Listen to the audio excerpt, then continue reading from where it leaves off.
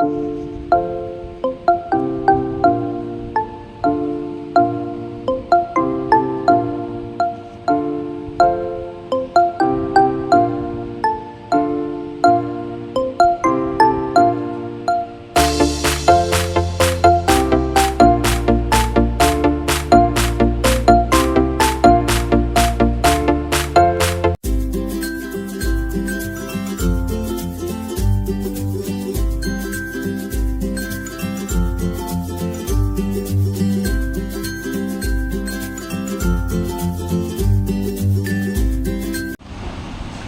Friends, तो आज આપણે બનાવીશું એકદમ સરસ ઠંડુ ઠંડુ કેરીનું શરબત જે ઉનાળામાં આપણે લૂ ન લાગે અને શરીરને ઠંડક આપતું એવું સરસ આપણે કેરીનું શરબત બનાવી લઈ।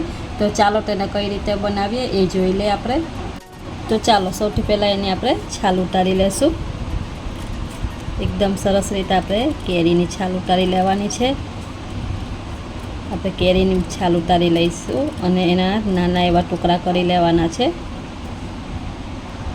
તો મેં સરસ એવી કેરીને ધોઈ લીધી હતી અને એને આ રીતના મેં એના બધી સરસ એવા છાલ ઉતારી લીધી છે અને મેં મીડિયમ સાઇઝની કેરી લીધી છે, તમે જોઈ શકો છો। એકદમ સરસ તાજી એવી કેરી લીધી છે, તે એને આપણે નાના નાના ટુકડા કરી લેશું। આ રીતના બધો એનો પલ્પ આપણે કાઢી લેવાનો છે અને ગોટલાનો ભાગ છે એને આપણે કાઢી લેશું।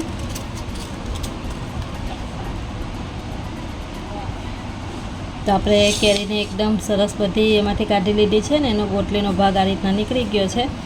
તો આપણે એને સાઈડમાં મૂકી દઈશું અને ફેંકી દેવાનો છે ને આને બધા સરસ નાના નાના ટુકડા આપણે કરી લેશું।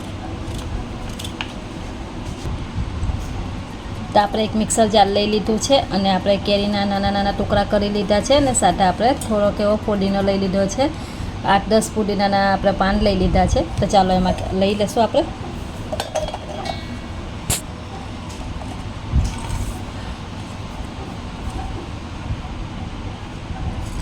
તેમાં ધાણા લઈ લેશું, થોડાક એવા અમે ધાણા લઈ લીધા છે ધોઈને, એને આપણામાં લઈ લેશું।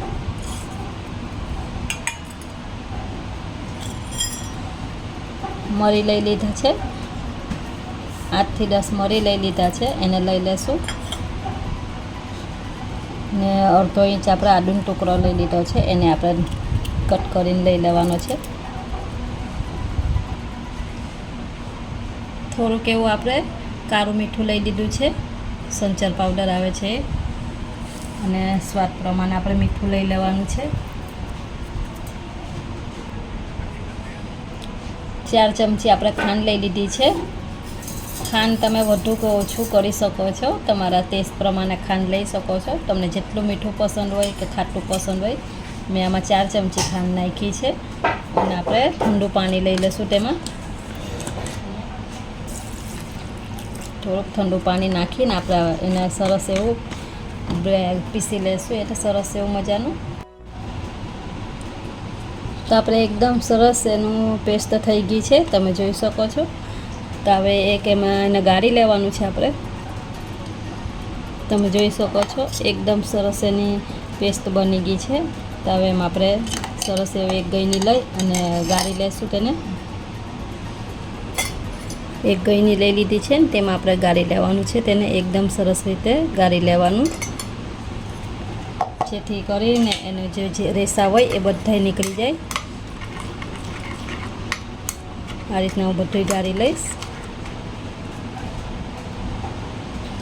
તો એકદમ સરસ આપણે ગળાઈ ગયું છે, તમે જોઈ શકો છો। આમાં જો થોડુંક વધારાનું હોય એ નીકળી જાય, મોટું મોટું હોય એ, અને જે રેસાનો ભાગ હોય એ નીકળી ગયો છે આપણે। તો ચાલો આપણે આને બહાર કાઢી લઈશું।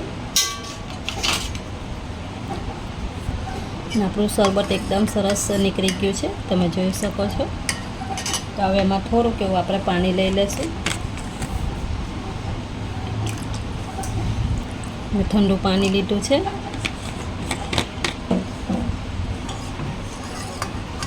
તો આપણું શરબત બની અને એકદમ સરસ તૈયાર થઈ ગયું છે। તો આપણે એક ગ્લાસમાં આપણે સર્વ કરી લઈશું તેને।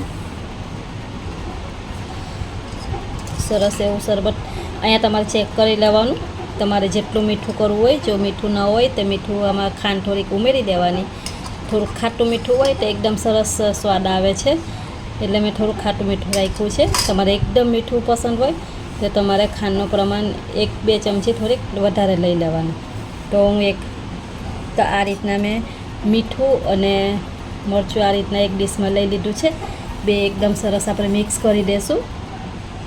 એકદમ સરસ મિક્સ કરી દીધું છે ને આપણે ગ્લાસને એના ઉપર આપણે ગ્લાસને આ રીતના ડીપ કરી લેવાની છે ને થોડું આપણે ગ્લાસ ઉપર આ રીતના લગાવી લેવાનું છે, એટલે એકદમ સરસ આપણે ડેકોરેશન થઈ જાય એનું. તો 2 ગ્લાસો લઈ લીધી છે. આ ઉપરથી આપણે બરફના ટુકડા લઈ લઈશું તેમાં, અને આપણે સરસ એવું ઠંડુ આપણે કેરી અને ફુદીનાનું શરબત લઈ લઈશું.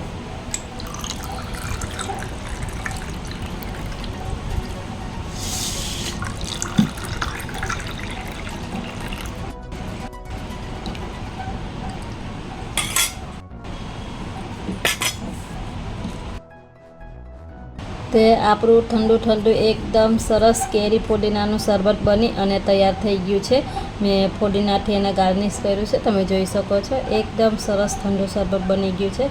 તો આ ઉનાળામાં તમે આ રીતના બનાવજો અને કેવું તમને આ શરબત લાગ્યું તે મને કોમેન્ટ કરીને જણાવજો.